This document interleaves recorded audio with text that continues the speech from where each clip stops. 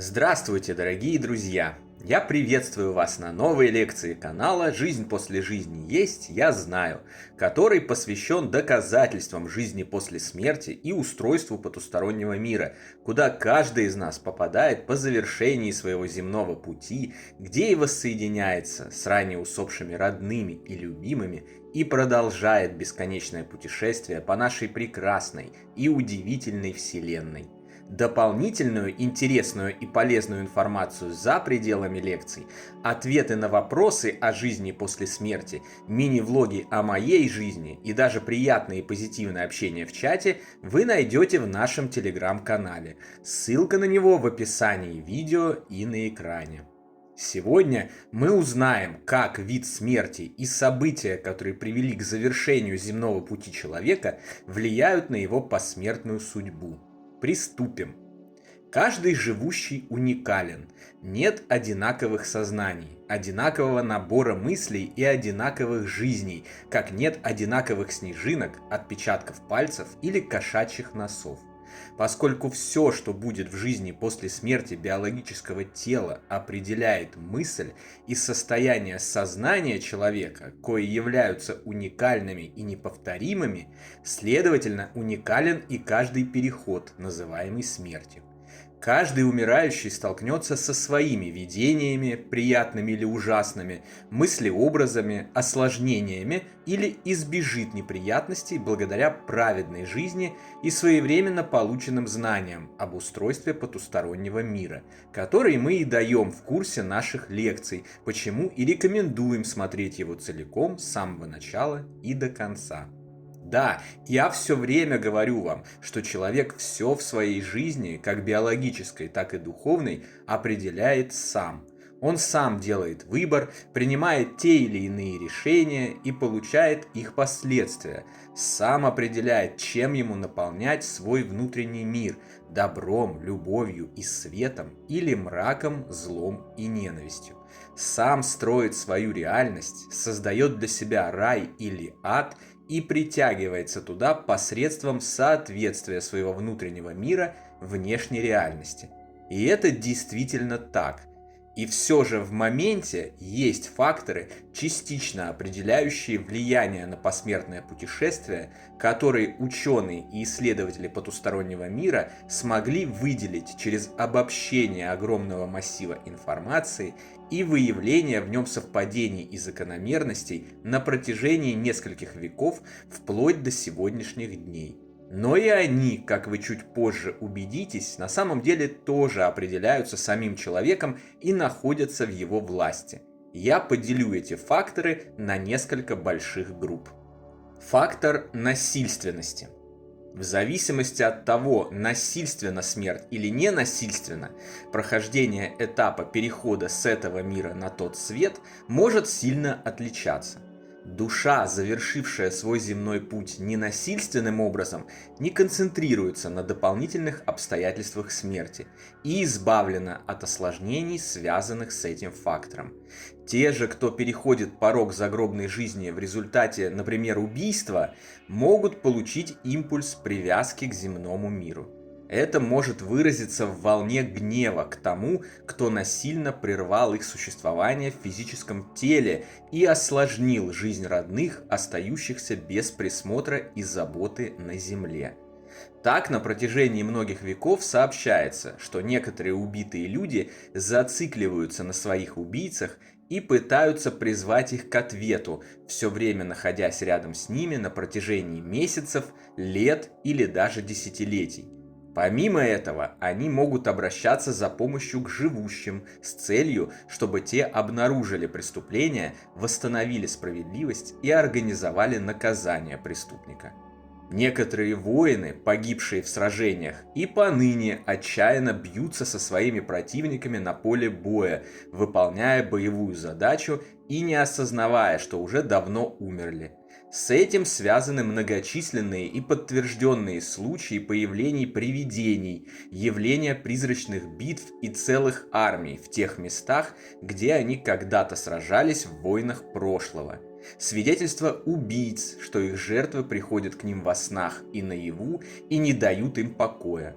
рассказы духов о том, что множество мертвецов привязывается к земле в результате такой фиксации, как, кстати, и в результате горя живущих, о котором мы уже говорили ранее в других лекциях и нашей книге «Жизнь после жизни есть, я знаю. Путешествие скептика в потусторонний мир», и которая тоже, несомненно, является определяющим фактором в посмертном пути отшедшей души. Поэтому все горюющие должны знать, что своим сильным горем они осложняют любимым жизнь на том свете и все время стремиться к тому, чтобы взять неуемную скорбь под контроль, а в дальнейшем и полностью очиститься от нее. Фактор ожидания. Когда смерть случается в результате, например, длительной болезни, человек ожидает ее. Он может подготовиться, настроить свое сознание на грядущий переход, снизить волнение, тревоги и страх. Это уже является мощным влиянием, облегчающим путешествие на тот свет и адаптацию там. Но судя по информации исследователей смерти и потусторонних сущностей, главным влиянием в зависимости от того, ожидает человек смерти или нет, является некий подсознательный телепатический зов, который посылается душой к своим ранее умершим родным, духовным наставникам и ангелам. Ожидающий смерть и относительно готовый к ней человек за некоторое время до смерти, иногда за дни, иногда за мгновения, неосознанно посылает такой зов, и на него сразу же откликаются его родные и любимые, уже находящиеся за порогом земного мира. Они являются, чтобы помочь, сопроводить и защитить от возможных осложнений. Это подтверждается довольно хорошо изученными в последние годы видениями умирающих на их смертном одре. Смотри предложенные нами источники информации во вкладке «Сообщество» и на нашем телеграм-канале.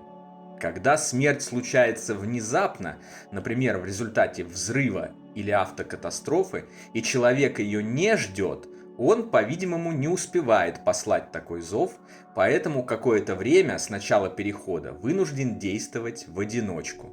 Он оказывается вне своего тела, наблюдает разворачивающиеся события со стороны, видит машины скорой помощи, реанимирующих его покинутое тело врачей, рыдающих родственников и так далее. Некоторое время он может быть сбит с толку и не понимать, что ему делать и куда идти. Его может занести в неприятные места астрального мира. Он может столкнуться со злыми потусторонними сущностями, которые будут пытаться ввести его в заблуждение. Большая часть свидетельств говорит о том, что, несмотря на такие осложнения, помощь в любом случае приходит. А ускорить ее появление можно просьбой о ней, например, через молитву к Богу и духовным друзьям, а также сосредоточенным мысленным стремлением вверх, к свету, к цвету, к Богу, любви, радости и счастью. Фактор возраста. Обобщенные данные о переходе, называемом смертью, которые человечеству удалось собрать за века существования, говорят о том, что смерть, наступающая в преклонном возрасте, как правило, проходит без осложнений. Судя по всему, это происходит потому, что к моменту перехода большинство пожилых людей естественным образом успевают избавиться от навязчивых мыслей, страстей, затуманивающих сознание, сосредоточением на сексе, деньгах, шмотках и понтах. Как следует пресытиться земной жизнью, что называется по максимуму выйти из материи. Зачастую они гораздо проще и спокойнее относятся к смерти, уже не воспринимают ее как нечто ужасное, но наоборот, как избавление от страданий, от болей в изношенном теле, как приятный сон и покой после утомительной работы. И это помогает им даже без знания об обязательном выживании личности после смерти биологического тела. Смерть в молодом возрасте может быть осложнена отсутствием знаний о природе загробного существования, некорректными настройками сознания, мыслями, сосредоточенными исключительно в области материального, бушующими гормонами, эмоциями, нереализованными желаниями, более острыми привязанностями к своим родным и близким, более крепкими связями духовного тела с биологическим. Это, в свою очередь, хоть и не часто, но может приводить к уже описанным осложнениям. Фактор знаний. Большинство источников, дающих нам сегодня информацию о жизни после смерти, совпадают, а значит и обнаруживают истину в том, что самым важным фактором, влияющим на посмертный переход и преобладающим над всеми остальными факторами, являются знания. Знание о том, что жизнь не завершается со смертью биологического тела, что все мы являемся вечными, бессмертными духовными сущностями, продолжающими свой путь вместе с нашими родными и любимыми. Эти знания кардинально меняют сознание еще во время земного существования, избавляют его от страха смерти, наполняют радостью, любовью, стремлением к добру, помощи окружающим и жизни по божественным заповедям, а значит настраивают его соответствие самым высоким и прекрасным духовным сферам, куда обладатель такого сознания без каких-либо осложнений и попадает сразу после завершения земного пути, встречаемый с самыми любимыми и близкими душами. Отсутствие же таких знаний сильно затрудняет как жизнь в теле, так и посмертный путь. Вот почему навязываемые нам заблуждения о том, что никто ничего о смерти якобы не знает, потому что якобы же никто оттуда не возвращался, что нельзя думать о смерти, вот когда умрем, тогда и узнаем, что жизнь одна и другой жизни не будет, и прочие подобные глупости невероятно вредны. Вот почему крайне важно изучать смерть, загробный мир, его правила и принципы еще при жизни здесь, в материи, чтобы когда придет наш час покидать вещественную землю, сознание вспомнило все усвоенное знание, автоматически подняло его из бездонных глубин памяти, и наше путешествие к свету, наше возвращение домой, к родным, любимым и друзьям, вернувшимся туда раньше нас, прошло без сучка и задоринки. На сегодня это все, дорогие друзья. В следующий раз мы разберемся, есть ли души у животных и будут ли с нами на том свете наши любимые питомцы, когда придет наш час совершать переход, который человечество привыкло называть смертью. Не забудьте про наш Телеграм. Там интересные публикации и приятное общение с единомышленниками продолжаются постоянно, круглосуточно, без обеда и выходных. Встречаемся на новой лекции здесь же, на нашем канале, послезавтра. А пока всего вам самого лучшего, волшебного и замечательного.